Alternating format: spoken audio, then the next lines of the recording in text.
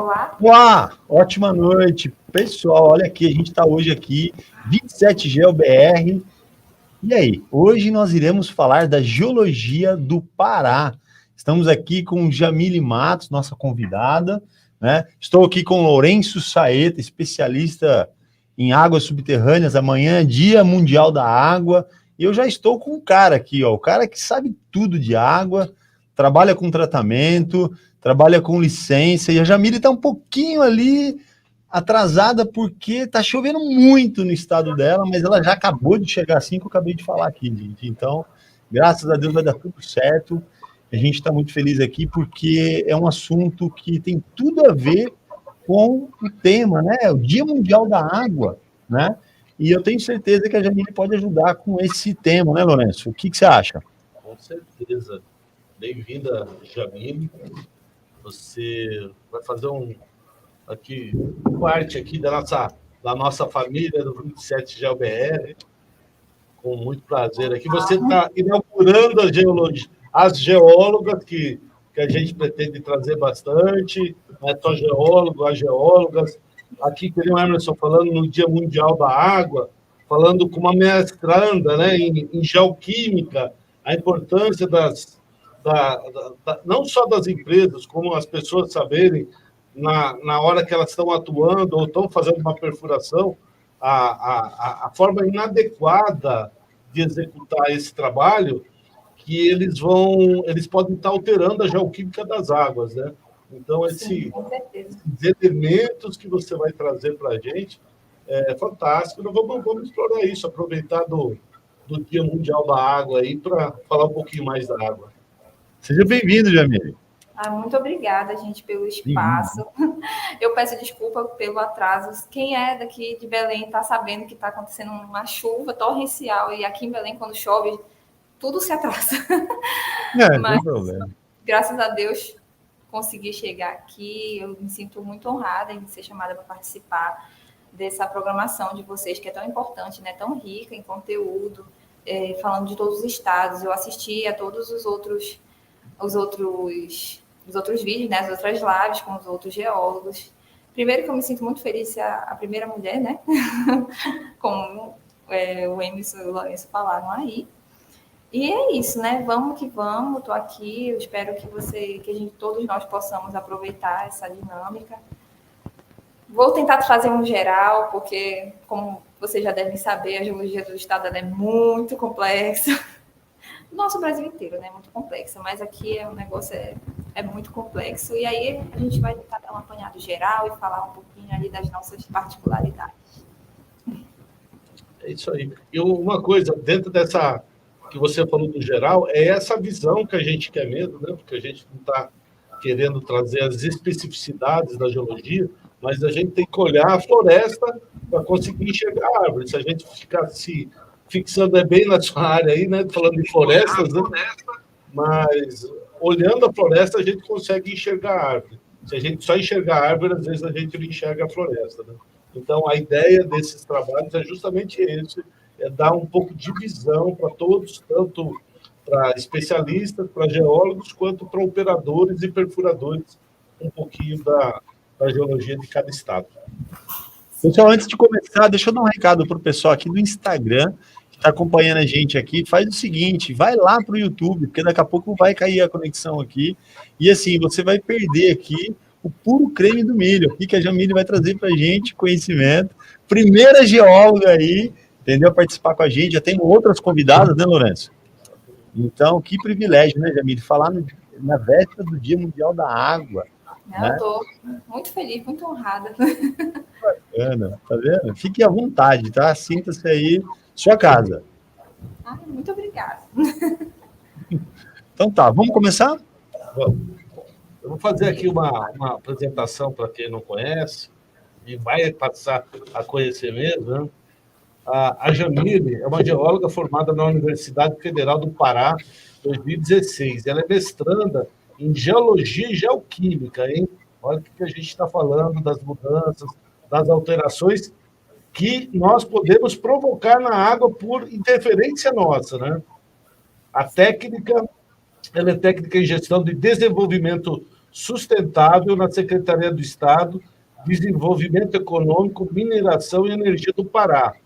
Ela atua no mercado desde 2017 como consultora ambiental de recursos hídricos, regulação e perfuração de poços.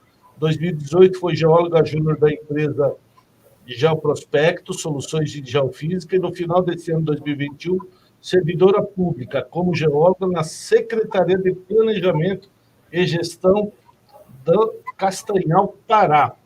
Jamile, seja bem-vindo aqui à nossa live. Queria que você contasse um pouquinho dessa história aqui que eu coloquei aqui, uma passagenzinha rápida aqui sobre essa atuação sua técnica e a sua atuação dentro da geologia.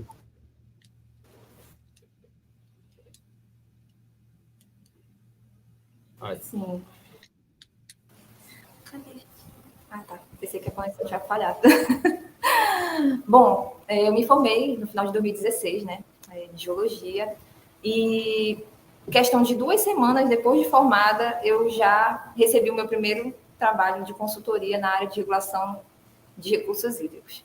Então, foi aquela correria, né, para eu conseguir pegar uma maior prática, mas deu tudo certo, graças a Deus. Foi uma experiência muito gratificante. E eu segui na carreira como consultora, né? Então, eu passei até o ano de 2018, né? Não, até o ano de 2018 só como consultora de recursos hídricos. E em 2018, eu conheci a galera da Geoprospecto, Soluções de Geofísica, uma empresa muito querida. Eu gosto muito deles, eles são especialistas em sondagem, SPT, e era com isso que eu trabalhava com eles, fazendo boletim, sondagem, acompanhamento. Então, também teve aí na minha carreira um pouco da geologia de engenharia, né? Acompanhamento de obra e tudo mais. Também teste de solo, permeabilidade de solo, infiltração, para construção civil, né? Direcionado para a construção de sumidouros.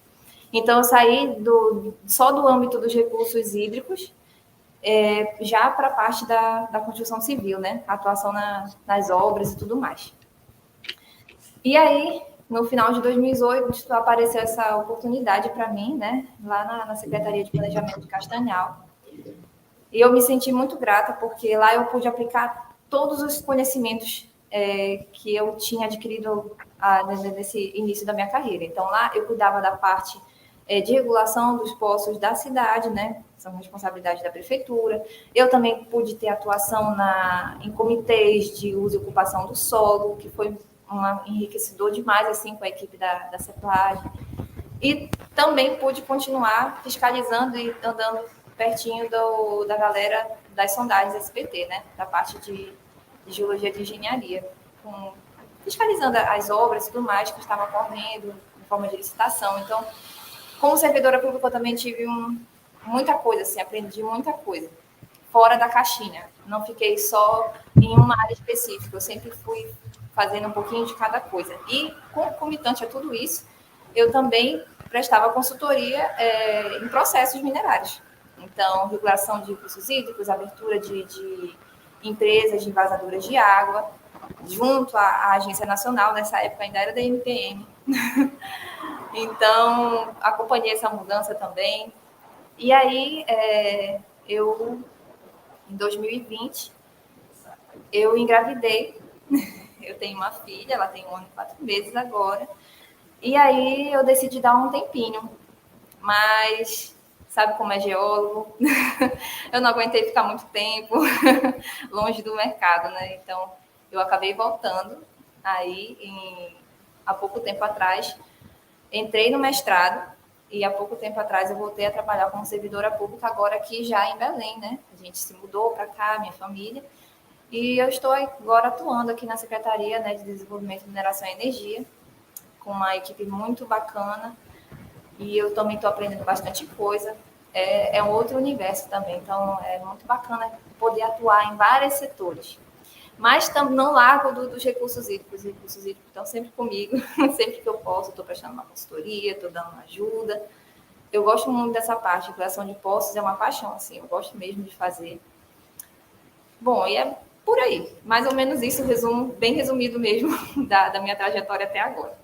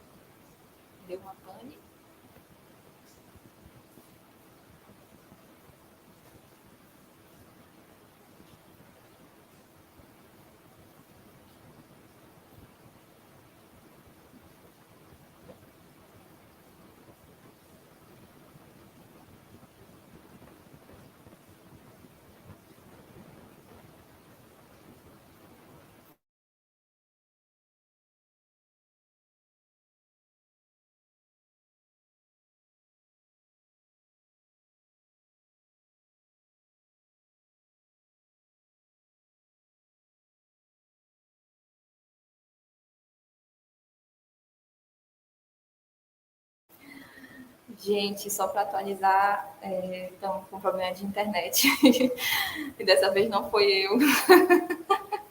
O Dia Mundial da Água, o negócio está empolgante mesmo. Então vamos só esperar um pouquinho, que o pessoal já está quase voltando, tá? Desculpa olhar para lá, é porque a minha câmera é aqui embaixo, mas eu fico querendo olhar para cima, que é onde eu estou me enxergando. Eu vou tentar evitar fazer isso, tá?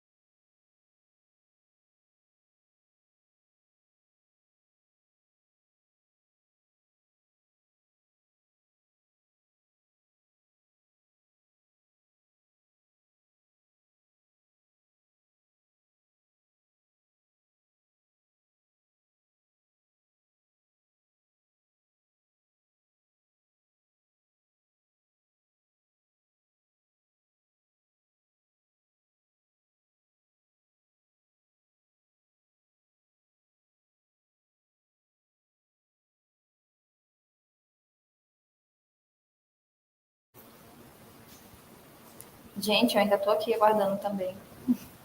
Eles tiveram um problema bem ruim com relação à internet. Mas, assim, enquanto a gente está esperando, se vocês quiserem, sei lá, mandar alguma pergunta, possa tentar responder para vocês, fiquem à vontade, né? Para a gente já ir esquentando aqui a nossa conversa. Então, podem perguntar.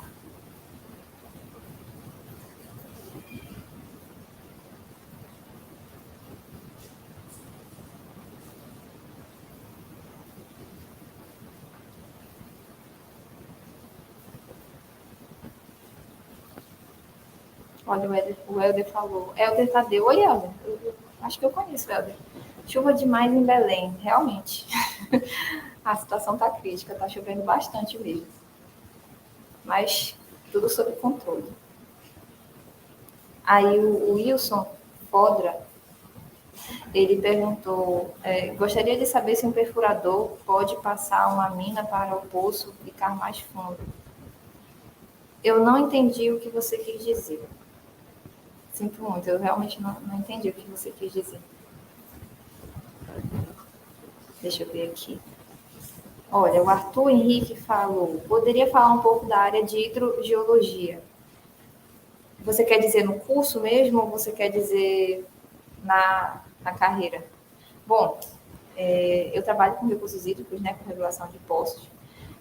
Não tenho mestrado específico em hidrogeologia, mas como eu trabalho com perfuração e obras hídricas, né, eu tenho bastante similaridade, bastante afinidade, na verdade, com a área. Eu gosto muito de hidrogeologia, sempre gostei durante a faculdade, era uma das áreas que eu mais gostava de estudar. E é uma área que tem os seus desafios. O nosso estado ele é muito abençoado nos quesitos de recursos hídricos, sabe? Então, a gente tem uma fartura muito grande. Como eu vou mostrar para vocês em alguns mapas aqui, domínios hidrogeológicos, a gente tem uma quantidade muito grande de água. O nosso problema aqui é mais técnico do que ocorrência, para te falar a verdade. Então, quem quer trabalhar com poço, com hidrogeologia aqui, no estado do Pará, e tiver uma boa equipe, uma boa máquina de trabalho, uma boa perfuradora, tiver a sua equipe, a sua empresa estabelecida, com certeza vocês vão fazer ótimo trabalho, porque aqui não tem problemas muito grandes relacionados a isso, pelo menos nas áreas onde eu atuei, né? Nos municípios onde eu atuei com perfuração, a gente não teve grandes dificuldades de perfurar, não. Claro que uma boa geofísica antes sempre é essencial, né? Para a gente saber o que a gente está fazendo, não chegar de olhos vendados, mas, no geral, é sempre uma ótima. Jean Gustavo perguntou, os poços profundos no Pará ocorrem mais em sedimentos ou em formação cristalina? Olha, aqui no nosso estado, os poços em formações cristalinas, aliás, em formações sedimentares, né? Eles têm uma vazão bem maior. Então, os poços cristalinos, eles existem sim, mas eles têm uma vazão mais restrita, não vale tão a pena. Aqui, os poços onde tem maior vazão mesmo são os poços do aquífero Alter do Chão e da formação Piratas, que são poços de origem sedimentar. O Cleudson Eduardo de Souza disse, boa noite, sou geólogo. Você já trabalhou com poços jorrantes no Pará? Nunca trabalhei com poços jorrantes no Pará, mas tem. Nunca trabalhei, mas tem. Tainá Halber. Jamile, já sofreu algum tipo de preconceito, discriminação por ser uma mulher e estar trabalhando nessa área de perfuração e regularização de poço? É uma pergunta muito interessante. Bom, eu nunca sofri uma total discriminação ou preconceito, uma coisa escancarada, assim. Eu acredito que hoje em dia a gente já está conquistando bastante o nosso espaço no mercado de trabalho, nessas profissões que são ditas assim mais masculinas, né, historicamente. Mas, sim, a gente que é mulher, geólogas, engenheiras, áreas, como eu falei antes, dominadas, são de predominância masculina no mercado, a gente sabe quando não estão querendo, sei lá, levar a nossa opinião, mesmo que seja fundamentada cientificamente, tão a sério. É como se a gente precisasse de uma opinião masculina, às vezes, para validar aquilo que a gente já sabe, e que a gente já falou, já explicou, já mostrou cientificamente, né, com os dados. Então, sim, Digamos que eu já sofri algum tipo de dúvida diante da minha opinião sobre um determinado assunto, mas eu consegui provar que eu estava correta no meu posicionamento. Então, graças a Deus, é uma coisa que eu tenho conseguido, né, lidar. Mas não é uma coisa que a gente gosta de passar, não é uma coisa que todo mundo tem que passar no mercado de trabalho, né? Eu acredito que as minhas colegas aí, geólogas, engenheiras, também sentem esse tipo de coisa, de que a gente tem a necessidade de provar que estamos certas o tempo todo. Recentemente, a secretaria onde eu trabalho, especialmente o setor onde eu trabalho, organizamos um evento de mineração focado no empoderamento feminino. E foi incrível, porque a gente pôde escutar várias mulheres. Olha, os meninos estão voltando. Estou dando aqui, conversando com o pessoal para tentar entender eles. Mas, enfim, fizemos um evento muito interessante. A gente pôde discutir sobre a questão, né, da mulher no mercado de trabalho. E o quanto que ainda falta para a gente alcançar essa equidade, né? Equidade é a palavra. A gente não quer só igualdade. Nós somos diferentes, nós somos mulheres, nós temos nossas particularidades. A gente quer a equidade. Então, é isso. Estamos cada dia andando um pouquinho mais. Algumas empresas, né? Acho que os órgãos, as empresas estão mais acordando para isso, para essa nova realidade. Que, na verdade, não é uma nova realidade, é uma coisa antiga. Nós sempre estivemos no mercado de trabalho, sim, atuando aí. E é com muito orgulho que eu faço parte, que eu estou aqui, né, inaugurando essa participação feminina aqui no canal, nessa nossa programação dos perfuradores de sucesso. E é isso, gente. Só tenho a agradecer. Eu acho que agora a gente já consegue falar com o pessoal.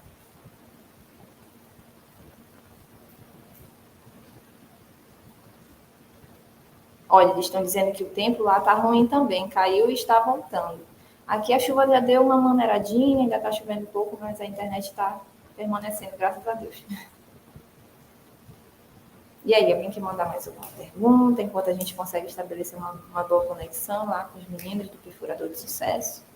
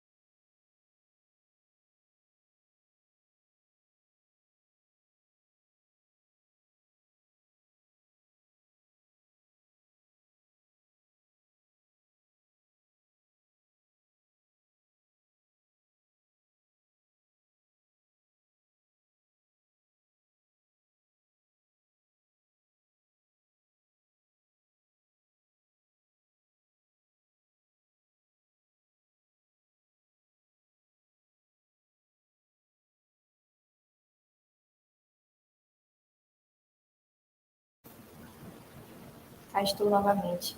Então, seguindo, né? Tentando falar aqui com vocês, enquanto o pessoal estabelece uma conexão bacana de internet, o Arthur Henrique, ele pediu umas dicas para entender o tempo geológico. Bom, tempo geológico, né, em ordem cronológica, e estamos aí falando de bilhões de anos. Tem toda uma categoria para se lidar com o tempo geológico. Então, tem as eras, tem o duel, tem as eras, tem as idades. Então, eu aconselho você a começar pelo comecinho lá de baixo. Começa pelo Arqueano e vai tentando entender passo por passo. É muito interessante, se você for estudante de geologia, você imprimir uma tabela do tempo geológico atualizada, porque é atualizada com regularidade, e tentar fixar essas etapas, né, por vez. Não tenta entender tudo de uma vez, porque vai ser um pouco difícil. É uma coisa bem, bem grande, é um tempo geológico de bilhões de anos, então é difícil você conseguir aí decorar de uma vez. Só que assim, como a gente que lida com geologia, a gente sempre lida com a idade do tempo geológico, a gente não consegue falar de uma formação, de um domínio, de um grupo, de nada da geologia sem colocar isso, posicionar no tempo, né? A gente precisa desse fator de entendimento do tempo para conseguir conversar geologicamente. Então, tudo fica mais fácil porque se você pegar, por exemplo, vou fazer um mapeamento e preciso mapear essa minha região X. Lá você vai fazer o seu pré-campo e você vai ver que tem certas formações. E lá você vai ver o tempo geológico de cada uma com base na literatura. E tem muita coisa boa por aí. Claro que aqui no Brasil, como é um país de extensão continental, ainda tem muita coisa para ser mapeada a nível de detalhe, mas já tem muita coisa boa disponível. Então, fica bem mais prático quando tu resolve aplicar numa área de estudo. O Jean Gustavo disse, com relação à qualidade das águas no estado do Pará, ocorre muita salinização? Bom, aqui nós temos as maiores explotações da região metropolitana de Belém, do aquífero Barreiras, e os poços mais profundos são do aquífero Pirabas. O aquífero Pirabas ele ocorre mais na porção ali próxima das praias de Salinas, por exemplo. A formação Pirabas ocorre muito lá. Eu já tive uma experiência de trabalho lá. Então, sim, lá tem problema, sim, com Cunhas Salinas, né? Porque imagina só que tem a cidade, né, Salinas. Oi, gente, tudo bom? Vocês já conseguiram aí? Médio. Então, eu estou até falando de Cunhas Salinas. Desculpa, pessoal.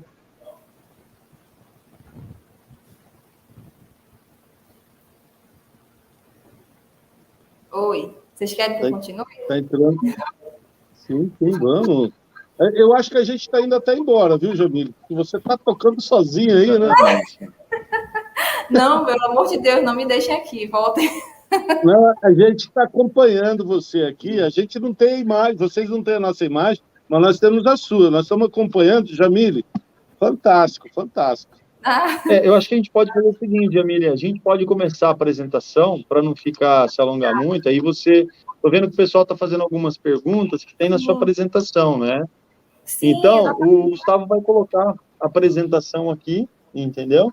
E aí a gente pode começar, com certeza. Tá bom, vamos lá. Podemos colocar aí o slide e a gente começa, assim.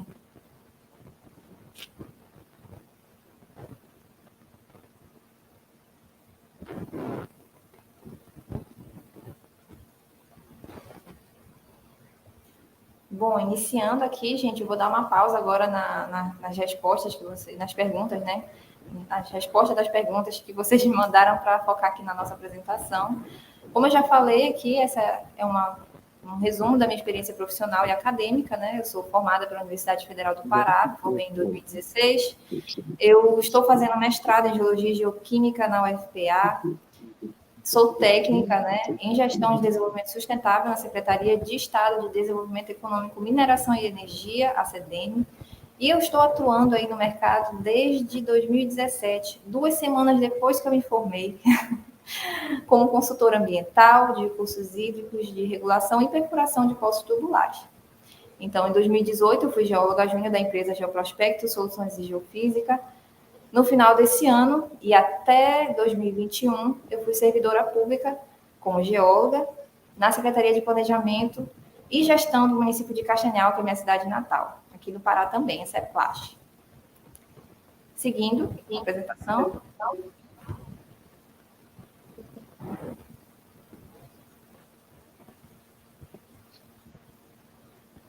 Bom, agora a gente vai falar aí da macrogeologia do estado do Pará.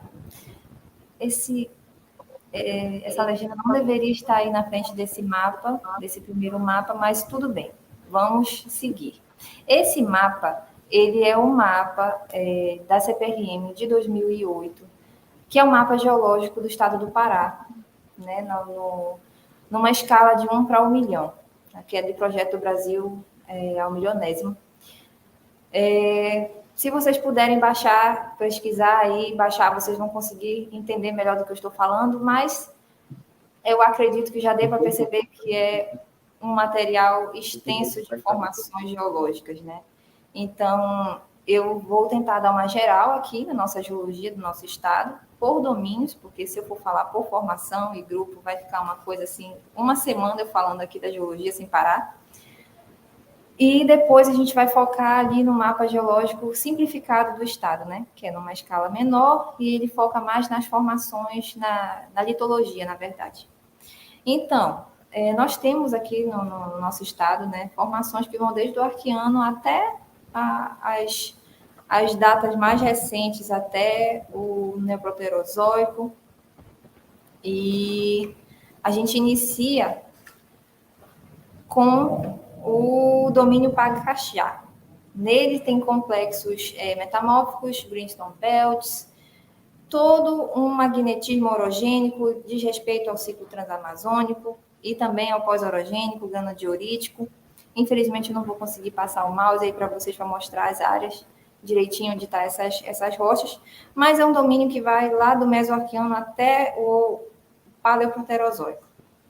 E aí também temos outro. Eu vou dar aqui os domínios mais famosos, né? Porque realmente, como eu falei, é uma coisa assim que não dá para explicar em detalhes. Mas o domínio Rio Maria também é do Arqueano. Temos o domínio Santana do Araguaia, o domínio Tapajós, o domínio Carajás, o domínio Iriri-Xingu e o domínio Juruema. Todos esses domínios, eles abarcam rochas das mais variadas litologias. Então, aqui a gente tem, desde das rochas supracrustais, temos o embasamento cristalino, temos rochas sedimentares, né? Principalmente na porção da região metropolitana de Belém. E eu não vou conseguir mostrar aqui para vocês, infelizmente, eu queria muito que meu mouse estivesse pegando bem em cima, mas é onde a gente vai focar os estudos aqui, tá bom? Os outros domínios que são do Proterozoico também vão do Paleo até o Neoproterozoico, eles são o domínio Paru, Careruru, domínio Trombetas, o Bloco Amapá, o Cinturão Gurupi, muito famoso pelas mineralizações, fragmento cratônico São Luís, e aí a gente chega nas unidades litoestratigráficas do Fanerozoico, né, que são as unidades aqui que são mais sedimentares, né, que são as bacias. Então, a gente tem a Bacia do Amazonas, que tem essa faixa lá, verde claro, aí no mapa, tem uma faixa verde claro. Ela diz respeito à formação alter do chão, que é o maior aquífero que a gente tem aqui na nossa região. A gente tem a Bacia do Parnaíba, a Bacia do Alto Tapajós, o Graben, a Bacia do Rio do Grajaú, que tem o grupo Itapecuru e a formação Ipixuna, Bacia do Marajó, coberturas superficiais cenozoicas que incluem o Curupo Barreiras. Como eu não estou podendo mostrar aqui para vocês em maior detalhe, eu vou pedir para passar o slide, que a gente já vai dar sequência na parte das regiões hidrogeológicas. Deixa eu chegar mais aqui um pouquinho com vocês. Bom, as regiões hidrogeológicas do estado do Pará, no geral, né, de uma forma mais generalizada, elas são divididas aí por João 2013 em 7 formações. Então, a gente começa com as formações cenozoicas, né, que são esses aquíferos porosos com subdomínio de aluvião, formações diferenciadas, que é onde estão os aquíferos mais explotados aqui do nosso estado, que são Barreiras e Pirapos. A gente tem as bacias sedimentares, né, como eu falei para vocês, são a Bacia do Amazonas, a Bacia do Alto Tapajós, a Bacia do Parnaíba. Temos aquíferos porosos de solo, Temos rochas metasedimentares, metavulcânicas também, que são os aquíferos fissurais, a gente tem, não é tão explorado, na verdade, mas a gente tem. Rochas vulcânicas, que também dizem respeito a aquíferos fissurais, assim como também as rochas cristalinas. E também tem as rochas carbonáticas e as metacarbonáticas, né? Tudo isso são características de aquíferos fissurais.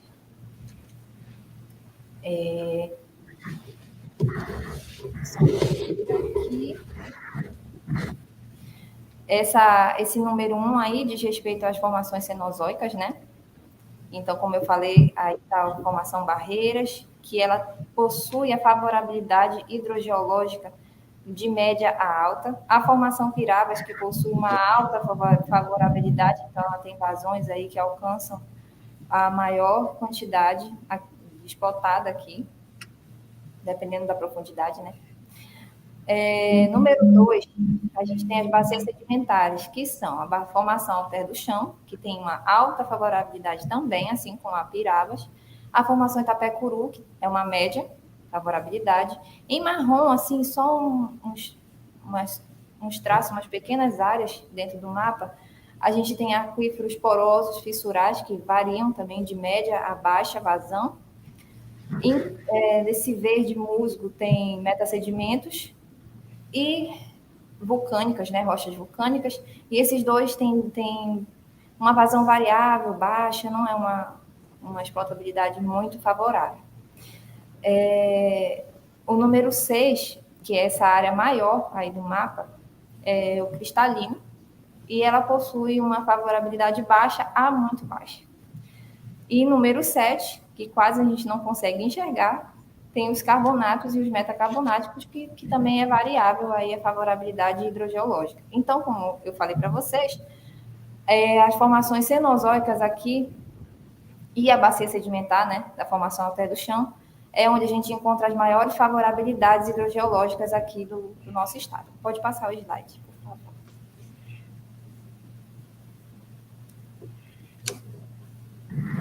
Então, agora a gente vai começar a falar aqui dos aquíferos, né, dos principais aquíferos. Aí, nessa porção, é uma porção gigantesca, a gente tem a formação alter do chão. Ela ocorre na região de Santarém e ela tem os dois principais aquíferos, que é a parte inferior e a parte superior, tal qual as definições mais atuais do Pirabas. Essa parte inferior, aliás, a parte superior, ela é designada como aquífero livre e a parte inferior como aquífero confinado. Esses dados, eles são obtidos, como está dito aí, por inventário hidrogeológico. Então, eles dão aí uma espessura que vai de 50 até 430 metros para esses aquíferos confinados. Então, são poços bem, bem profundos. Pode passar, por favor. Passando já para o sistema aquífero Pirabas. O Pirabas, ele tem uma ampla distribuição, né, na costa brasileira, então ele pega aí da região norte até a região sudeste.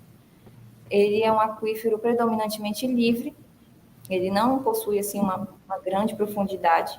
Aqui no nordeste do nosso estado, ele é muito utilizado para abastecimento da população. Aqui nessa figura, né, ele apresenta na próxima figura tem um perfil de poço, onde a gente vai estudar aqui um pouquinho, mas ele não possui uma alta favorabilidade hidrogeológica no sentido de vazão, não explota uma quantidade muito grande. No entanto, como aqui no estado do Pará, eu costumo falar que a gente não tem um problema de perfuração, aqui a gente fura e já encontra água. Então, a maior parte dos poços aqui, elas não são profundos, e elas são nesse sistema aquífero. Então, o que acontece? O sistema aquífero Barreiras, às vezes, ele possui uma vulnerabilidade muito grande à poluição, né, à contaminação, por ele ser tão raso, e ele ser que atende a população local, muitas vezes as pessoas, sem uma empresa adequada, sem uma técnica adequada, eles conseguem perfurar o seu poço e utilizar daquela água. Só que, pela profundidade, acaba que contamina aquela parte ali do lençol e aí gera toda uma problemática, né? Isso tem melhorado com o passar do tempo, a fiscalização está mais em cima, né? Tem sido ampliado a conscientização sobre a necessidade de ter mesmo empresas credenciadas, né, que façam os trabalhos de perfuração, mas ainda acontece bastante. Então, esse sistema aquífero Barreiras é o mais importante aqui para a nossa região, ele é o mais explotado para o Sudeste, mas ele tem esses problemas de contaminação. Né? Eu não estou dizendo que todo domicílio que usa essa água está contaminada, mas que grande parte, sim, tem a química, a geoquímica das águas analisadas, já apresentaram, sim, algumas situações totalmente fora dos padrões de potabilidade. Pode passar, por favor.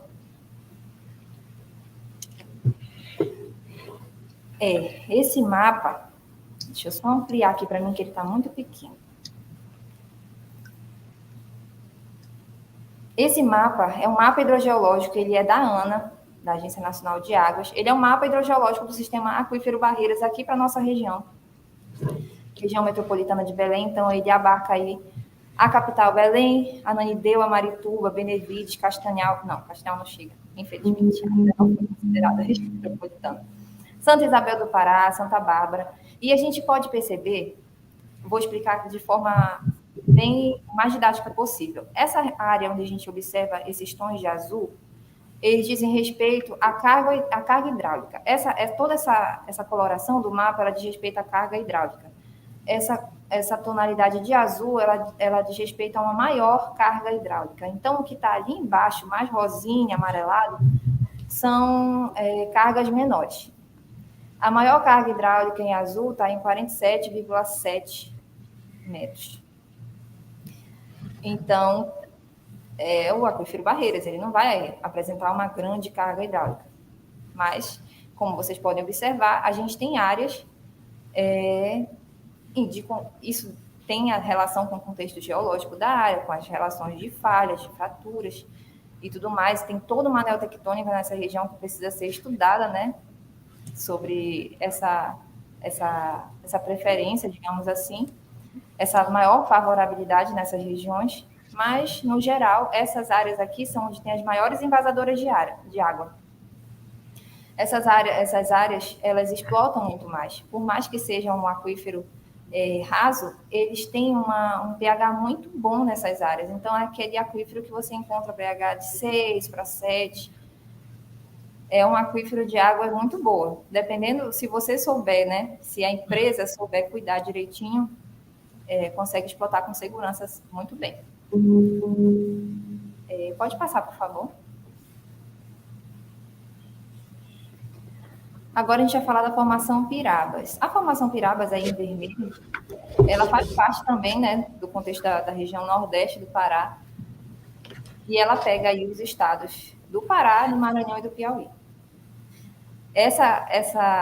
A litologia dessa formação, ela é mais calcária, ricamente fossilífero. É comum a gente estar fazendo um furo aqui, perfurando, fazendo uma sondagem, alguma coisa nessa área, e quando você tira o amostrador ali, está cheio de fóssil, os bivalves ali, as conchas, todas aquelas espécies fossilíferas, todas preservadas. Então, é uma coisa assim, é muito interessante de estudar essa formação. Sem falar que possui a melhor qualidade de água. Então, é uma área de pH muito adequado para consumo, tem uma possibilidade muito baixa de contaminação, porque é um aquífero profundo, né? E ele também é dividido aí em parte superior e inferior. Vocês podem passar, por favor, o slide? Olha, então tá, vamos aí para mais um mapa da ANA, né?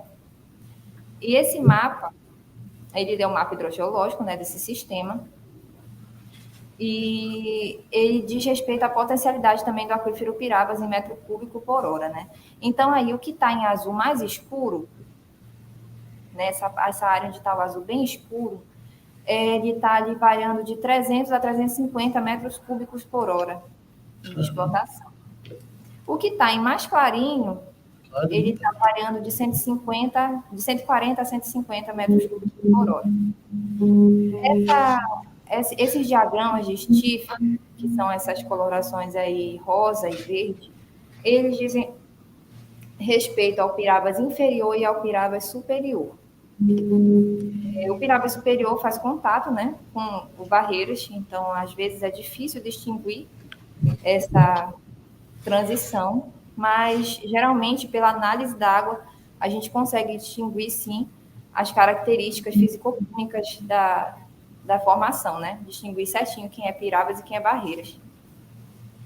Pode passar, por favor. E, por fim, para terminar de falar das formações, a gente vai falar aqui sobre a formação Itapecuru.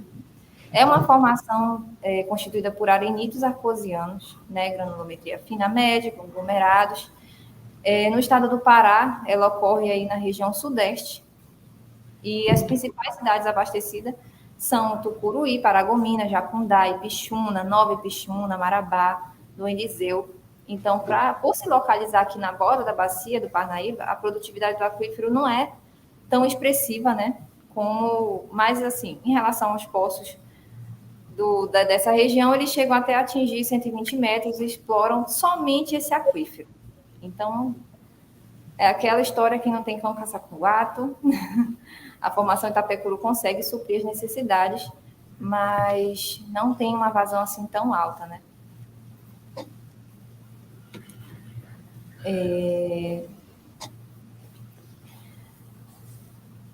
Você vê qual que é a referência. Pode passar, por favor? Deu uma travadinha aqui. Esse daí é um mapa de poços tubulares registrado no sistema Ciagas aqui para o estado do Pará. Então, o que a gente observa nesse mapa? A gente observa que a maior parte, né, dos poços registrados, eles estão aqui na nossa região metropolitana, ali um pouco no sudeste e também onde tem ali a região da área da formação Alter do Chão.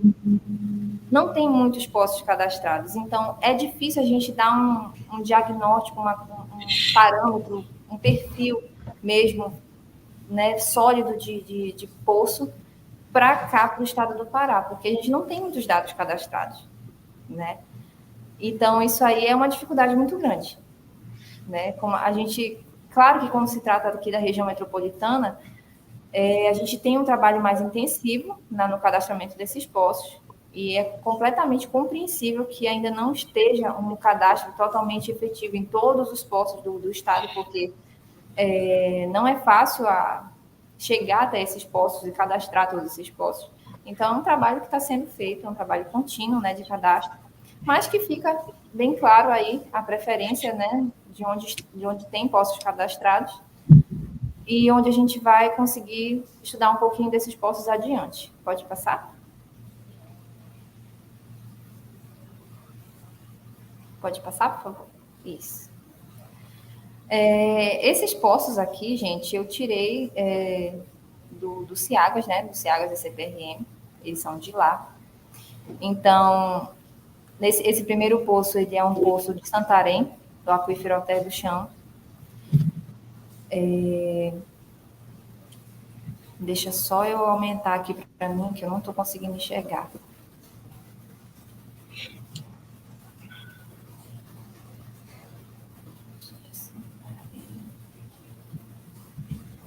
Ele tem, se eu não me engano, 160 metros, mas deixa só eu aumentar aqui, que eu realmente não estou conseguindo enxergar. O primeiro, Jamile, tem 160 metros, isso mesmo. 160, né? Isso. Isso mesmo, ele tem 160 metros, e a formação dele é da formação Alter do Chão, né? Ele é de Santarém, como eu falei. Então, o que a gente observa aí? Ele é um poço... Ele, infelizmente, está abandonado pelo dado do Ciagas. Ele é um dos poços mais completos que tem nessa região, mas ele não está funcionando, está abandonado. Ele tem essa profundidade aí até 160 metros. É todo revestido de aço galvanizado, né? A geologia dele é dos aluviões até 27 metros e dos 27 até 160 pega a formação Alter do Chão.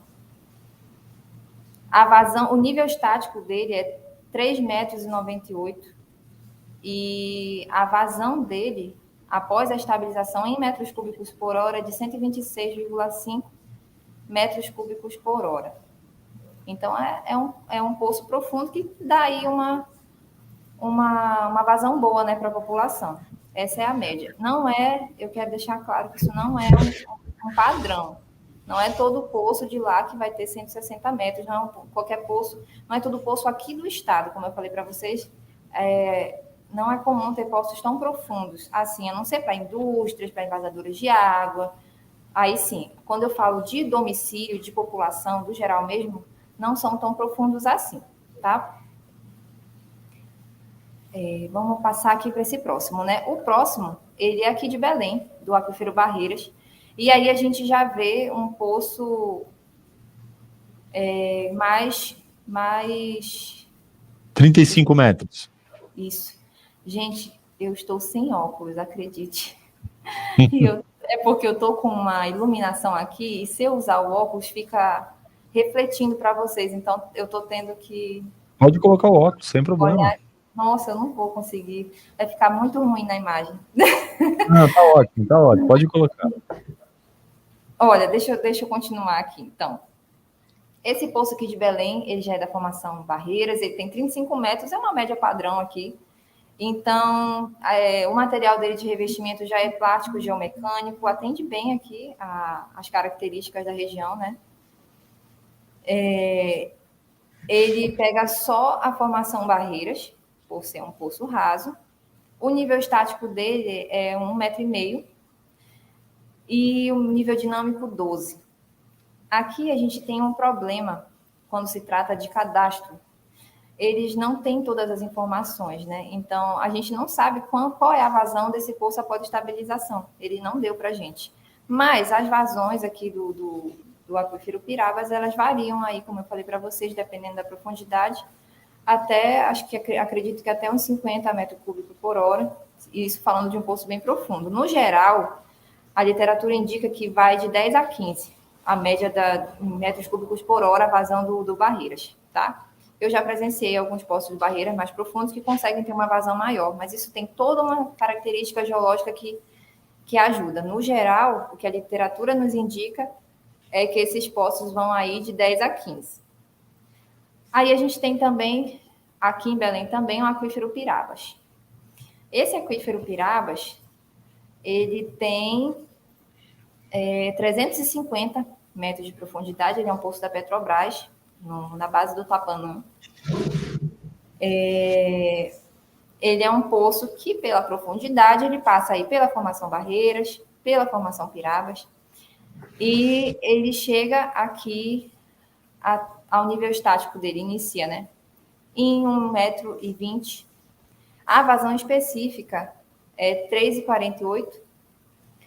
E a vazão após estabilização em metro cúbico por hora dele é 22 metros cúbicos por hora. Eu não sei, sinceramente, se esse valor aqui está correto, porque, vejam bem, é um poço bem profundo, né? Os filtros dele estão localizados aqui, se vocês observarem, a 250 metros. Até 250 metros. Vai 230, acredito, até uns 250. Então,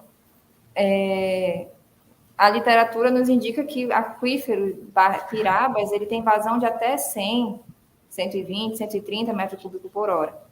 Eu acredito que o cadastro desse poço pode ter aí algum errinho, porque, sinceramente, 22 metros cúbicos por hora para um aquífero Pirabas nessa profundidade não é uma coisa que a gente está acostumado a acompanhar. E, por último, aqui, para ilustrar o aquífero Itapecuru, em Jacundá, temos aqui um poço de 80 metros de profundidade. Ele também foi revestido com material plástico geomecânico. O nível estático dele é 21,80 metros. A vazão após estabilização dele em metros cúbicos por hora é de 20 metros cúbicos por hora. E o nível dinâmico dele vai até 48 metros. Você pode passar, por favor. Não, volte um pouquinho. Antes de falar da regularização, eu quero dar uns pontos.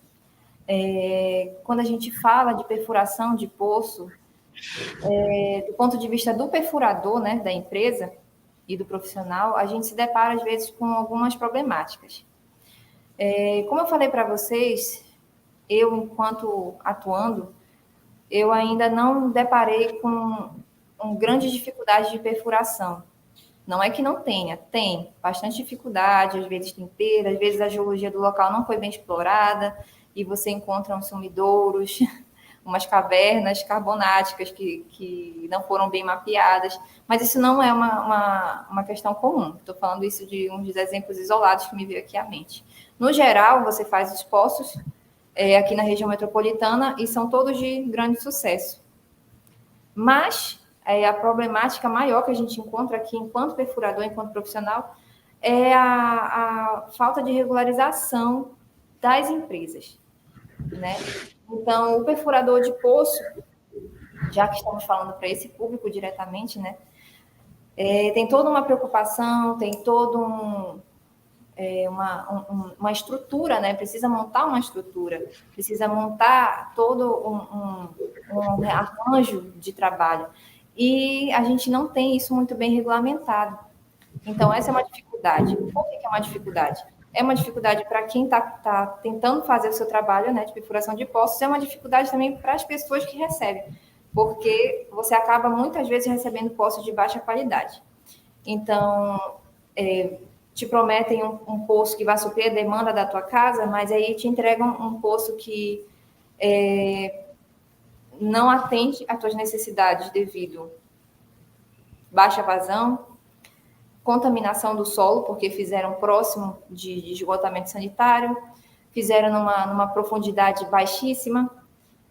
Aqui a gente ainda não tem uma delimitação de poços por quadra, por exemplo, residencial, como tem em outros estados. Aqui qualquer pessoa, qualquer residência pode ter o seu poço. Só que isso não é delimitado por um órgão, então a gente carece de uma maior fiscalização nesse sentido, porque, por exemplo, se eu faço um poço e o meu vizinho está aqui do meu lado e a fossa, o sistema de fossa dele está próximo aqui do meu poço, vai contaminar. Pode não estar aqui dentro da minha área, do meu lote, mas vai contaminar, né? A gente sabe que estamos falando aqui de aquífero, de lençol freático, então é muito fácil que aconteça um desastre aí de contaminação.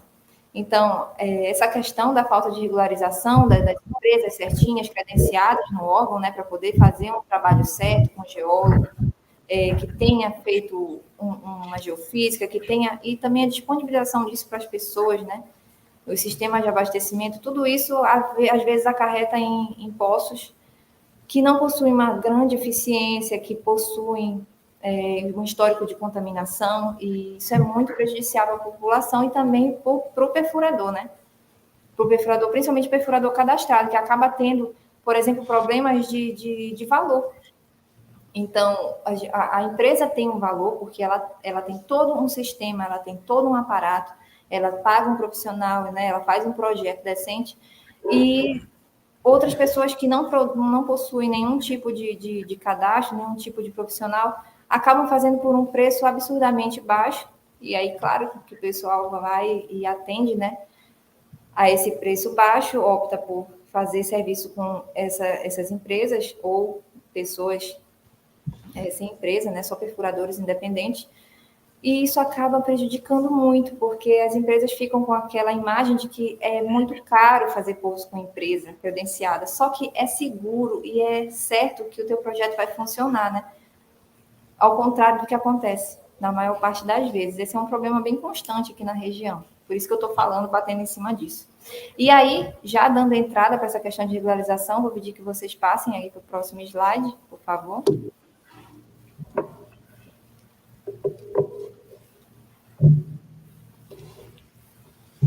Isso aí a gente vai falar da regularização dos recursos hídricos no estado do Pará, né? Quem faz essa regularização aqui para a gente, o órgão, né, que cuida dessa regularização, é a SEMAS, a Secretaria de Meio Ambiente e Sustentabilidade, que tem evoluído muito nos últimos anos, tanto em questão de sistema quanto em questão de fiscalização. Eles realmente estão atuando muito em cima disso. Se vocês derem uma olhada no site, para quem tem dúvida, muitas pessoas me perguntam o procedimento para ser feito outorga, como é o que tem que ter nos relatórios, como tem que ser o desbombeamento e tudo mais, tudo isso está disponível no site da SEMAS. Eles são extremamente didáticos, então você entra no site deles e eles te dão o passo a passo completo, tem um manual de outorga. Então, é um órgão que está ali preocupado mesmo em fazer acontecer a regularização no Estado. Porque não é porque o Pará é um Estado rico em recursos hídricos superficiais e subterrâneos que a gente pode usar a água de modo indevido e irresponsável, porque o que adianta você ter muita água se essa água estiver contaminada? Vai ser muita água contaminada e não vai ser bom para ninguém. Então, pensando nisso, né, a gente tem aqui as modalidades e as tipologias de outorga. A gente tem a outorga de direito de uso, que é tanto para água superficial quanto para subterrânea. Tem a outorga preventiva de uso dos recursos hídricos, que ela é somente para água superficial. Isso mudou. Até um tempo atrás, a gente fazia outorga preventiva para subterrânea, mas agora a gente passa para autorização de perfuração de poço, que é feito num sistema de forma muito mais ágil, porque essa questão de protocolo, para quem cuida de poço, sabe que é uma dificuldade muito grande, né? Ficar cuidando de protocolo, esperando sair o protocolo, esperando os técnicos analisarem. Eles estão com um sistema muito ágil para poder fazer isso. Tanto que a declaração de dispensa de outorga, que é uma modalidade, ela é para superficial e subterrânea e ela é feita no sistema também. Então, você não tem aquele trabalho de ir protocolar, de fazer, ficar esperando, né? Porque a demanda, a gente imagina, é um estado imenso, então tem muito protocolo entrando. Então, você não precisa ficar esperando aquilo ali chegar ao seu processo. Muitas vezes a gente sabe que está precisando daquela certidão de outorga para juntar com licenciamento e correr na ANN para regularizar uma empresa, né, uma envasadora de água. Então, tudo é muito corrido nesse mundo, né, de processos. E aí a SEMAS vem e tenta otimizar o máximo possível, né, a regularização. E tem dado muito certo. E aí, como eu falei, todos os manuais, os termos de referência, todos os relatórios, né, os modelos, tem tudo lá no site da SEMAS. Tudo de graça para download, não tem problema nenhum com isso. Pode passar, por favor? Esses aí são os documentos gerais para protocolo, eu coloquei para ilustrar, né? Tem os requerimentos normal, acho que acredito que para todos os estados é a mesma coisa, tem a cópia da licença, requerimento padrão, né? O formulário B, que tem lá, que é o preenchimento de dados exclusivamente do poço, dado construtivo, revestimento, cimentação, como foi feita a perfuração, todos os dados, até dados de nome da empresa, eles pedem os dados de nome da empresa. E se você fez assim sem uma empresa, isso vai ficar lá no registro e eles podem até te notificar, perguntando por que você perfurou sem uma empresa credenciada, entendeu? Também tem aí o problema de pagamento de arrecadação estadual, procuração, né, de quem fez o serviço ali para a empresa, para o CPF também, para a pessoa física. Aí tem o Cadastro Nacional dos Recursos Hídricos, que ele é obrigatório também, o relatório técnico, né, original, e a anotação de responsabilidade técnica, porque quem faz isso é um geógrafo, né? Então, esses são os documentos gerais.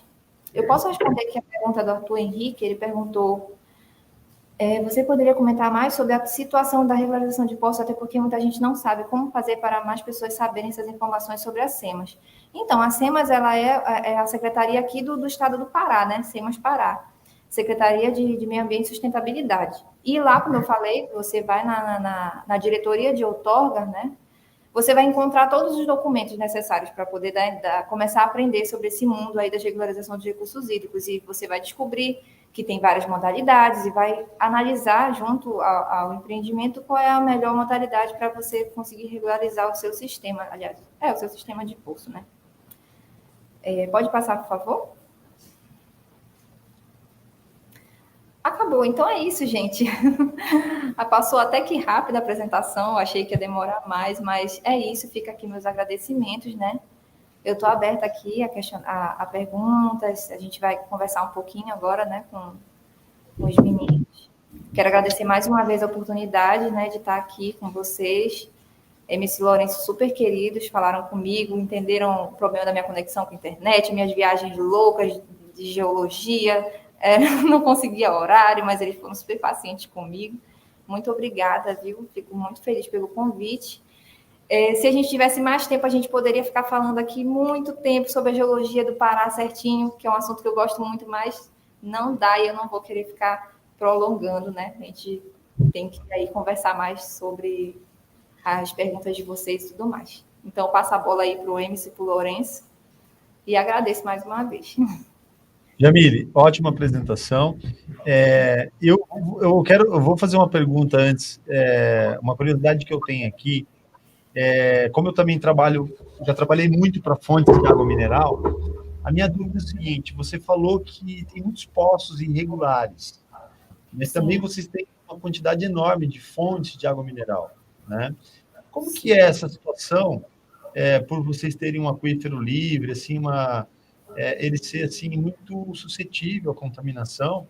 Como que as mineradoras conseguem proteger, né, o entorno das fontes? Isso acontece, como você é especialista em geoquímica, você conhece muito sobre isso e tudo tal, conta para a gente se existe essa dificuldade com relação às fontes, nesse bombardeio de monte de poços aí, muito superficial. Sim. Olha, quando a gente fala aqui de empresa invasora de água aqui para a região, isso eu estou falando aqui da região metropolitana, porque eu ainda não explotei para as outras partes do estado, ainda não trabalhei com explotação, por exemplo, para sul, sudeste. E em outros tipos de aquífero fissural e tudo mais, eu ainda não trabalhei nesse tipo de aquífero. Eu trabalhei aqui na região metropolitana, né, que pega aquela região dos mapas hidrogeológicos do Barreiras e do Pirabas que eu mostrei. Então, quando a gente fala dessas invasadoras aqui nessa região,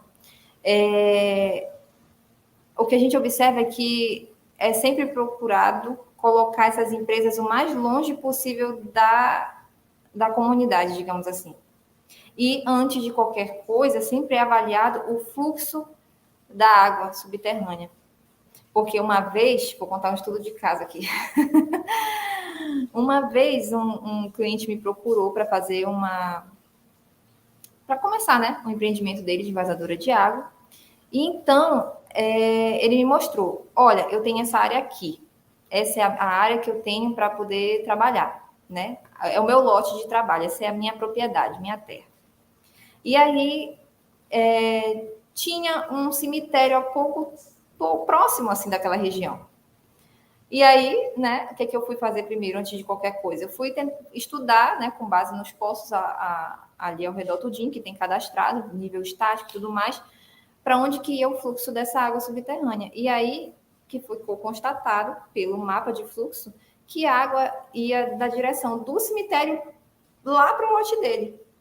Então, imagina se não tivesse sido feito um estudo por um profissional. Ia ter contaminação aí. Ia ter contaminação daquelas altíssimas de nitrato, amônia e tudo que você possa imaginar, acarretando diversas doenças. Tem aquela doença do bebê azul, né, que é excesso de amônia ou nitrato na água, e uma das fontes é esse tipo de fonte. Então, eu acredito que aqui para a região, um dos principais estudos que tem que ser feito é esse estudo do fluxo da água subterrânea. O mapa de fluxo, né, ele é absurdamente importante, essencial aqui. Agora, é como eu disse, isso a gente está falando de envasadora de água, que é o tipo de empreendimento que é exigido, né, que pela Agência Nacional, né, tenha todo certificado, que tenha uma empresa perfuradora que vá lá e faça. Então, geralmente, começa com uma geofísica, né, faz um caminhamento elétrico, vê a profundidade das formações ali, o que é que interessa, vê a localização do empreendimento onde está, faz um mapa de fluxo para verificar toda e qualquer possibilidade de evitar a contaminação. Isso não se aplica aos poços domésticos, né? Aos poços domésticos fica à torta e à direita. Infelizmente, é o que a gente observa. Então, se o poço de abastecimento público não atende aquela residência, as pessoas não vão ficar sem água, elas precisam de água, então elas vão dar um jeito de fazer um poço. Geralmente é com uma pessoa que não é cadastrada, né? Com uma pessoa, um perfurador, né? O que a gente chama aqui é o João do Poço. Eu não sei se vocês chamam para ir assim, a gente chama de João do Poço aqui as pessoas que trabalham de forma não regularizada, né? Aqui é o Zé do Zé do Poço? Pois é, aqui é o João do Poço. E aí o João do Poço vai lá, ele consegue a água para aquela residência, só que não é garantia de que, né, não vai estar contaminado e não vai estar contaminando também o teu vizinho. Então, Jamile, deixa eu aproveitar dentro dessa linha que você está falando, que é uma observação que a gente fez bastante aqui, que é sobre empresas cadastradas, que você falou bastante isso daí, ou credenciada. As empresas de perfuração, aí elas são credenciadas junto ao órgão para perfurar o poço, ou são as empresas que executam a licença de perfuração? As empresas que têm cadastro no CREA. São Certo. empresas cadastradas mesmo no Conselho Regional aqui de Engenharia e Agronomia. Não Então, para o órgão, empresas que teriam uma qualificação técnica.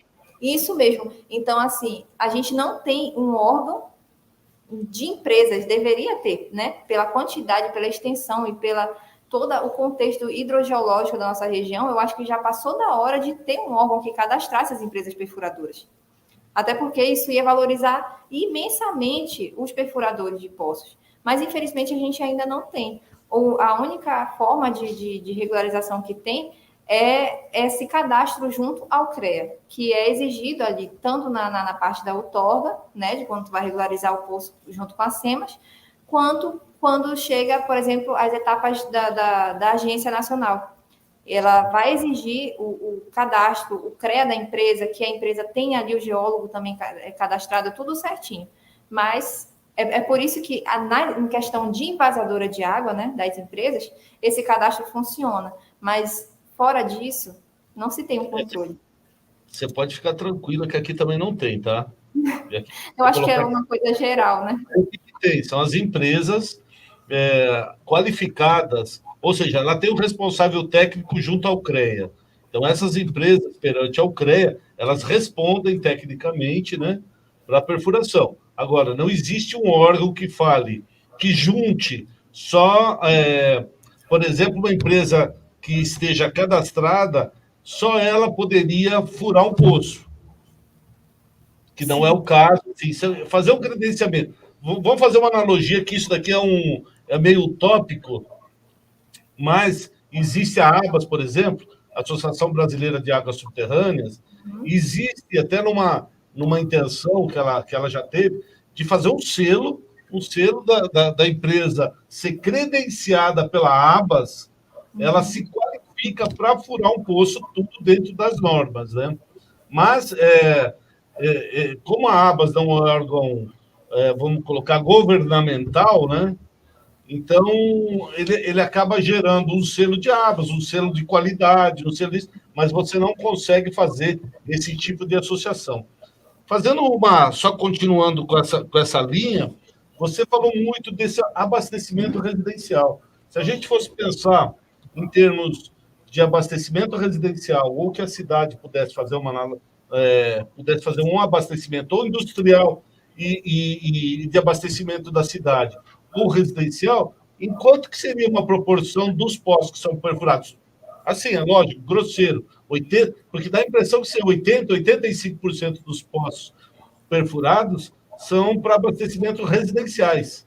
É isso? Qual seria o número, mais ou menos? Não, olha, completamente, a maior parte dos poços perfurados aqui na nossa região, ela é para abastecimento residencial mesmo. Aqui, em Belém, especificamente, o sistema público, ele abastece o município. Quando eu saio daqui e vou mais para o interior, né? Saio da capital e vou mais para o interior, isso já não consegue mais atender. Então, aqui para a capital funciona o sistema público, né? Tem os seus dias de manutenção, mas funciona. Agora, para o restante da região metropolitana, não funciona. Falta incrementar muitos poços ainda. E aí, para conseguir abarcar essa vazão necessária para abastecer uma comunidade, precisam ser poços profundos, né? Bem profundos, que cheguem lá no Pirabas, explotem uma água de qualidade para a população, que consiga abastecer aí um conjunto residencial. E isso é o quê? Isso é caro, né? Fazer um poço profundo de qualidade, com uma empresa credenciada, tudo certinho, é caro. Então, isso vai sendo deixado para depois. As pessoas e o governo, né? Muitas vezes, o governo local, dos municípios, dos interiores, falando mais dos interiores mesmo, eles vão deixando, já que é fácil cavar um poço, né? Tem água na casa de todo mundo. Você fura aqui rapidinho, já brotou uma água. Então, só que aí que vem a questão da qualidade. É por isso que eu bato tanto na tecla. do credenciamento, né, do que deveria ser feito, deveria ter empresas credenciadas para poder impedir que pessoas que não têm uma qualificação adequada pudessem sair perfurando a torta e a direita e prejudicando muitas vezes o lençol freático de uma população inteira, em prol de um valor mais barato, entendeu? É muito claro que falta uma política aí, falta incrementar, ela já existe, falta incrementar, falta dar mais impulso numa política de saneamento mesmo para a população, porque tem que ser precisam ser poços profundos de qualidade e não vai ser uma comunidade que vai poder pagar diretamente por isso, né? Não é o seu João que vai chegar lá e vai pagar uma perfuradora para a sua casa. Tem que ser o órgão municipal, o órgão estadual e tudo mais. Então, tem ações, não estou dizendo que não tem ações que estão aí sendo implementadas, tem poços, muitas campanhas de poços perfurados, mas a gente ainda está um passo lento mediante a quantidade de poços domiciliares que tem e que não precisariam existir, né? Se tivesse um abastecimento eficiente mesmo para a população. Sim, eu ouvi você falando bastante sobre essas formações. Esses poços daí, principalmente aí na Grande Belém, pelo que fala, são poços mais rasos que estão nas formações cenozoicas do Barreiras, né? São poços até 30, 35 metros, que aqui seria quase umas cacimbas. A gente tem um pessoal que fala poço batidinho, que tem muito na cidade, mini poço, micro poço, que são para residências que eles acabam fazendo, mas a grande maioria faz aqui. Aí, quando você fala de poço profundo, para pegar no Pirabas, o Pirabas, pelo que você falou, é uma formação mais calcária, né? Isso, você também disse que tem qualidade de água.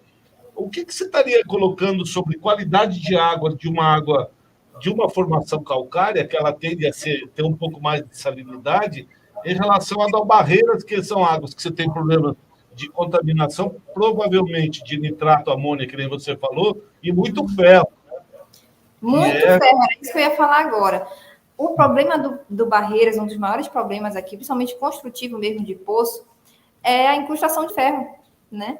Então, o sistema ali, o sistema motor-bomba, ele sofre com as incrustações de ferro do sistema Barreiras, e como a maior parte dos poços aqui ela é perfurada no sistema Barreiras, é comum a bomba dar pane ali, fora os outros motivos que poderiam ser, mas exclusivamente por causa de incrustação. Você tira a bomba e ela está abarrotada de ferro, sabe?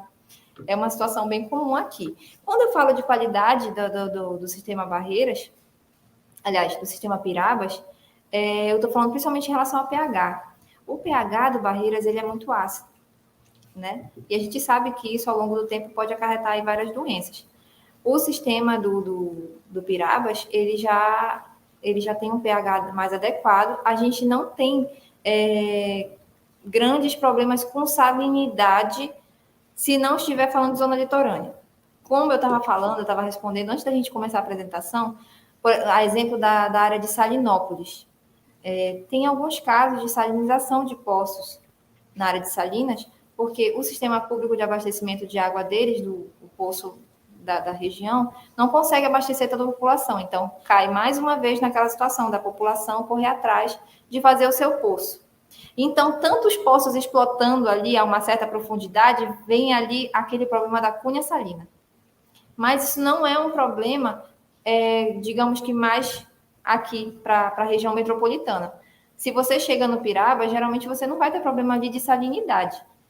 Vai ter problema de salinidade lá para a zona litorânea. Dependendo, principalmente por questão dessa desgovernança de perfuração de poços, né? Do próprio Pirabas, essa qualidade, não só da salinidade da parte marinha, mas do próprio calcário, pela dissolução do calcário.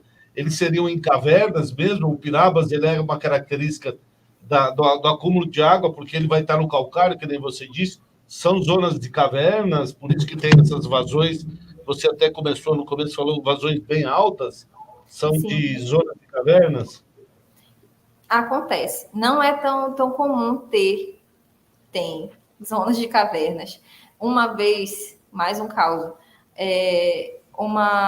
a companhia de abastecimento estava furando um poço profundo no Pirabas, na minha cidade natal, em Castanhal. E aí, simplesmente, eles não tinham, acho que, feito uma geofísica ali na região, e eles estavam fazendo um poço muito profundo. A intenção era chegar no Pirabas.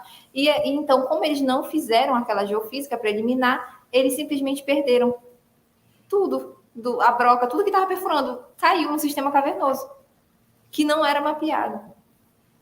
Então, veja só, o quanto a desinformação ela pode causar uns prejuízos absurdos, né? Tanto técnicos quanto de perigo para a sociedade. Mas, em relação ao calcário, o calcário em excesso, ele dá aquela famosa água dura, né? Sim. Mas aqui, o Pirabas, ele não tem esse problema de chegar a ser a classificada água dura. O pH do Pirabas aqui chega a 6, 7, nessa faixa, e o nível, a quantidade, na verdade, de cálcio, ele não chega a ser classificado como uma água dura. Como, por exemplo, tem uma região, não foi aqui no Pará, que foi a primeira vez que eu me deparei mesmo com uma água dura. É totalmente diferente do que a gente está acostumado aqui. Então, quando a gente se depara com isso, a gente já sabe de cara. E aqui o nível de calcário, né? O calcário da rocha, ele não deixa chegar nesse ponto. Então, é um equilíbrio muito perfeito que tem aqui no Pirabas, digamos assim, sabe? Porque tu encontras um aquífero que ele está confinado ali, está protegido, né? Das fontes de poluição. Ele tem um pH bom, ele tem um nível de cálcio bom. Ele só precisa ser explotado da melhor forma, né? Não pode ser à torta e à direita, como acontece em algumas regiões, e aí acaba dando esses problemas. Mas, no geral, a gente não observa aqui esses problemas de água dura com relação ao Pirabas, não. Nossa, tem pergunta pra caramba, mas eu só vou fazer mais uma. No oeste, você falou primeiro da bacia sedimentar do Amazonas, lá que também é a bacia amazônica, né? Sim. O que é essa explotação da bacia amazônica? Porque, pelo que você mostrou aí, eles são até aquíferos, não são livres, que nem o Barreiro, são aquíferos mais confinados, né? Lá na bacia do Amazonas, a formação é a formação até do chão, né? Certo, então são poços no alter do chão que você passou, são de profundidades médias, né? Sim, mas aí eu volto a te falar. Esse poço, por exemplo, que eu peguei para exemplo aqui, ele tem 160 metros, né? Mas se você for procurar nos dados do Ciagas, ele também tem poços rasos. Então, eu encontrei poço lá no cadastro de 15 metros, de 30 metros, de 45, 60 metros. Eu achei interessante mostrar isso porque ele tem um perfil construtivo bem delimitado. Infelizmente, o cadastro do Ciagas, ele Sim, como é que eu posso dizer? Ele depende muito da informação que é passada, né? Sim. Então, por exemplo, se a pessoa que está lá para receber não souber os dados, ele vai ficar sem os dados. E, infelizmente, é uma coisa bem comum. É um sistema maravilhoso, mas tem muitos dados incompletos em diversos poços. E quando se trata aqui da região que não tem um bom controle, isso fica muito evidente. Qualquer poço que a gente pegue, esses poços foram assim os melhores de exemplo. Tem outros poços bons de exemplo também, mas aqui para nosso trabalho eu resolvi mostrar eles. Mas é como eu falei, não é uma regra, né? Não são todos os poços de alter do chão que têm essa profundidade, mas eles têm uma ótima vazão. Isso a gente sabe, eles não são fissurais, eles têm uma ótima vazão ali na bacia do Amazonas. Última, hein? A minha parte. Você falou sobre declaração de dispensa, né? Que eu vi lá dentro das outorgas que vocês fazem. A declaração de dispensa ela é feita em qual modelo? É por X vazão dia? É por vazão dia? Ou é pelo usuário de ser doméstico? Qual é o critério para fazer uma dispensa de outorga? Olha, a dispensa de outorga, ela é válida para o poço que consome até 5 metros cúbicos por dia. Esse consumo pode ser de um domicílio, pode ser de um empreendimento, ele pode ser, enfim. O que importa é que ele atenda a esse critério de até 5 metros cúbicos por dia. A partir de 5, já é outorga de direito de uso. Maravilha. Muito parecido como aqui no estado de São Paulo também, que a gente também tem essa regra de até 5. Né? Foi para 15 agora. Foi para 15, isso. Ele era 5 até... Foi para 15? Foi para 15. Nossa! É bastante, né? Assim, né? Na verdade, não é 15. Se você pedir 15, o órgão fala que é outorga. Então, você pede 14.950. Aí é dispensa. Estou falando Entendo. isso porque é caso, já aconteceu comigo. Eu Eu pedi 15, sei. sei lá, você tem que pedir outorga. Falei, mas não é até 15? Não, mas 15 já é outorga. Então, eu falei, se eu pedir 14.950? Não, aí é dispensa, ok. Então, a Então, tá gente... bem. Jamile, excelente aqui sua apresentação. A gente teve alguns problemas técnicos, mas esse é o ônus do ao vivo, né? A gente sabe que a gente depende aí do tempo, do clima, uma série de coisas, mas o que importa aqui é a sua contribuição, a forma como você realmente quis nos ajudar, trazer aqui o seu conhecimento.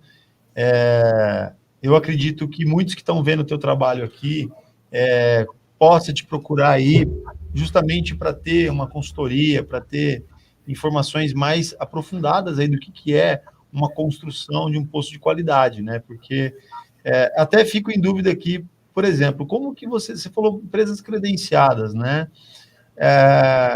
No meu ponto de vista, mesmo que uma empresa credenciada, que ela tem um geólogo, tudo, ela tem que ter um cuidado dos diretores da empresa em fazer com muito amor, com muito critério, para não ter uma água contaminada, né? Isso. Eu, A gente está falando de fonte para consumo humano, né? Primeiramente, consumo humano. E assim, eu vejo aí que a sua indignação, né? Você falou em algum momento aí que gostaria muito que houvesse uma organização, que houvesse um movimento que pudesse mudar essa situação, né? E com certeza porque você deve ter se incomodado com isso e muitas vezes ou dando uma consultoria para um cliente, ou vendo a qualidade do serviço, justamente pela prova da qualidade da água, né? sim, já aconteceu exatamente todas essas situações comigo. De ficar mesmo indignada, de se deparar com o cliente escolher fazer o poço, que eu tinha feito o projeto construtivo, tudo certinho, e ele dá esse poço na mão de um João do Poço, né?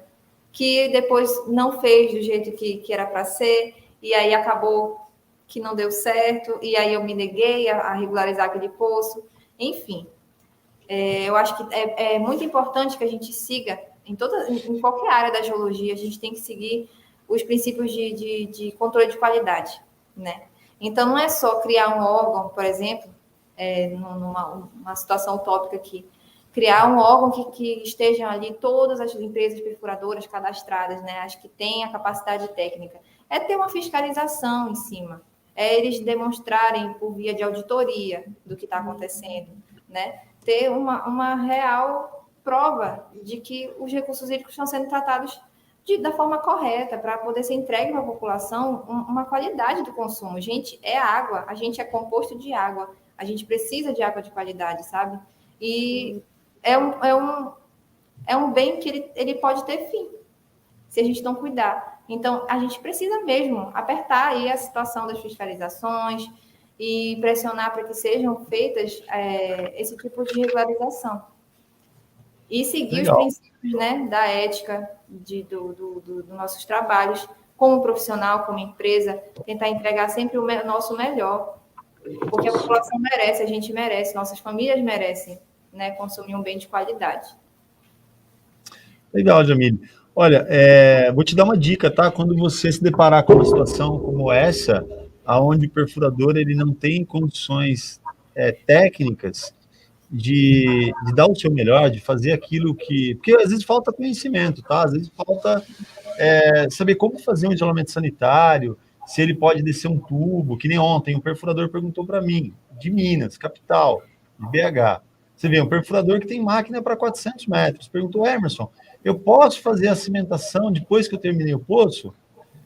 Eu falei assim, olha, a melhor coisa que você pode fazer nesse momento agora é procurar gente para fazer um treinamento, porque existe um passo a passo, a construção. Você tem norma, né, que diz como o poço é construído, mas assim, se você preze muito pela qualidade do seu serviço e pela sua empresa, entenda melhor esse assunto, né?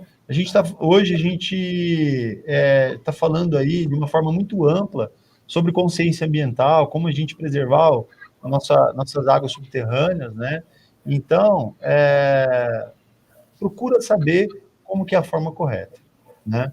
Então, e a gente pode discutir isso amplamente, né, a nível nacional, e a gente tem vários exemplos aqui, ó, tem vários alunos que estão aqui hoje no nosso encontro técnico aqui na nossa live, que tinham esse perfil, né? Perfurador pequeno, que não conhece norma técnica, e que descobriu que era muito fácil fazer o correto, entendeu? Apenas ingressando no nosso treinamento, no método Perfurador de Sucesso, que é o nosso curso para perfuradores, independente do tamanho da empresa. A empresa pode trabalhar com um poço de 30, 50 metros, e ele vai conseguir usar a norma, entendeu? E se ele descobrir que, mesmo utilizando a norma, ele não consegue chegar no objetivo, que é entregar uma água de qualidade, ele vai procurar um geólogo para fazer um projeto, entendeu? Isso. Mas é isso aí, Jamile. Muito obrigado mesmo aí pela participação, tá ok? Eu que agradeço. É isso aí. Sucesso aí, tá? No seu estado. Obrigada. As portas estão abertas. Se vocês quiserem aí um dia, quem sabe, fazer aqui um curso presencial, eu tenho certeza que vai ter público, porque o Estado ele precisa e ele tem muitos perfuradores. Eu tenho certeza que, tendo a oportunidade de se profissionalizar, né, de ter um treinamento adequado, com certeza vai ter gente, sim, vai ter muita empresa nova bombando, toda credenciada, toda treinada, toda certinha. Então, esse é o nosso objetivo. Em breve a gente vai chegar por aí. É isso, então, gente. Muito obrigada, viu, pelo espaço. Eu espero que tenha ajudado, eu espero ter colaborado um pouquinho aí com vocês. E estou aqui à disposição, tá bom? Com certeza. É isso. Muito obrigada mesmo para você. A gente que agradece. Obrigado, Jamile. Então tá bom. Gente, agora é o seguinte, vamos agradecer aqui a todos que participaram, pedir desculpa aí pelos contratempos aí técnicos, né? Isso, como eu disse, pode acontecer. Agora eu quero agradecer aos nossos patrocinadores, tá ok? Como a Jamile falou aí, a falta de conhecimento técnico para trabalhar com perfuração, ela começa das ferramentas que você vai utilizar, né? Das brocas, dos alargadores, ferramentas adequadas para fazer um isolamento sanitário, para você trabalhar com o diâmetro certo, né? Porque como que você vai fazer um isolamento sanitário se você não tem brocas de grandes diâmetro, né? Procura lá o Fenile Brocas, Márcio, conversei com ele hoje, ele falou, Emerson, pode dar um bônus aí pro pessoal aí, entendeu? De R$1.000, até brocas de 10 polegadas, e acima de 10, R$2.000, para o pessoal conhecer minhas ferramentas. Tenho certeza que vai agregar muito, né, nos projetos de perfuração, ok? E na hora do revestimento, como que você vai fazer? Você precisa utilizar os revestimentos apropriados, né? E tubos de PVC, a Jamile falou, tubos de PVC. Então, assim, o que eu recomendo? Usa a Emar. A Emar tem tubo de alta qualidade, gel, onde você consegue ter uma resistência mecânica lá no uso apropriado dos tubos, entendeu? E sem falar na linha de tubos redutores, né? De DN40, 50 e até tubos de 3/4, tá ok? Então, procura Emar aí nos melhores distribuidores do Brasil, tá? E também, ó, a Jamile falou que tem muito problema de ferro também na água, né, Lourenço? Bastante. Então, deixa de utilizar o ferro, o aço, coloca tubos, coloca mangueiras flexíveis, tá ok? A Sampla, ela tem uma tecnologia na utilização, quando você vai descer as bombas submersas, né? Você pode usar essa tecnologia. Principalmente, olha aqui, as conexões terminais em aço inoxidável, tá ok? Você vai estar vendendo qualidade para o seu cliente. Se você colocar lá o valor que você está fazendo do investimento, ele com certeza vai se pagar, porque é um material inerte à corrosão, tá ok, gente? Bom, é isso aí, tá ok? Procura a Sampla aí, tem um contato deles aqui, super recomendo, já utilizei até diâmetros de 4 polegadas, tem diâmetros maiores, mas você consegue tirar vazões em grandes diâmetros aí. Tá ok, gente?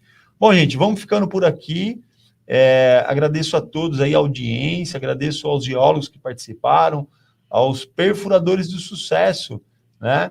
é o perfurador que é preocupado com o meio ambiente, com a qualidade dos serviços que entrega, né? Nós chamamos de guardiões da água. Guardião da água é aquele que faz o trabalho não só pelo dinheiro, mas sim pela excelência, dando o seu melhor, dando a sua qualidade, mostrando para o cliente que é possível sim fazer certo. Inclusive aqui, ó, aluno nosso aqui, Misael, né, lá, utiliza o tubo Zemar, parabéns.